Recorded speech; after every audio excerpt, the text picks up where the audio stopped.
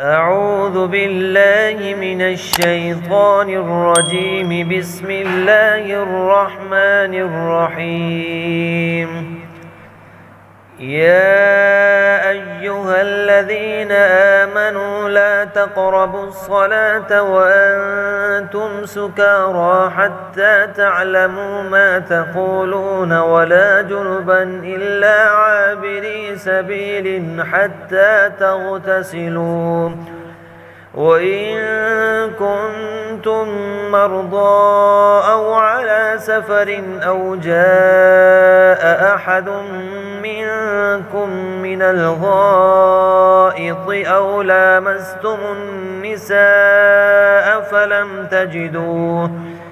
فلم تجدوا ماء فتيمموا صعيدا طيبا فامسحوا بوجوهكم وأيديكم، إن الله كان عفوا غفورا. ألم تر إلى الذين أوتوا نصيبا من الكتاب يشترون الضلالة ويريدون أن تضلوا السبيل، والله أعلم بأعدائكم وكفى بالله وليا وكفى بالله نصيرا. من الذين هادوا يحرفون الكلم عن مواضعه ويقولون سمعنا وعصينا واسمع غير مسمع وراعنا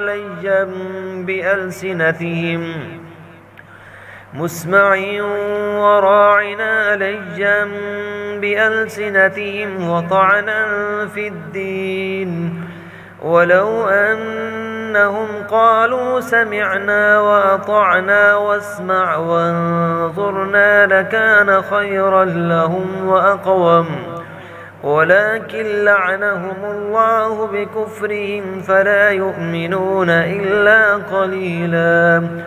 يا أيها الذين أوتوا الكتاب آمنوا بما نزلنا مصدقا لما معكم من قبل أن نطمس وجوها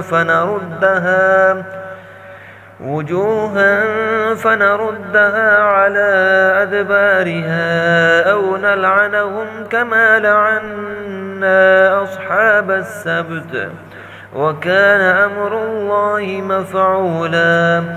إن الله لا يغفر أن يشرك به ويغفر ما دون ذلك لمن يشاء، ومن يشرك بالله فقد افترى إثما عظيما.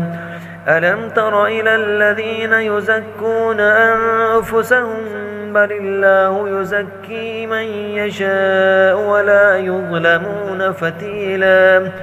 انظر كيف يفترون على الله الكذب وكفى به إثما مبينا.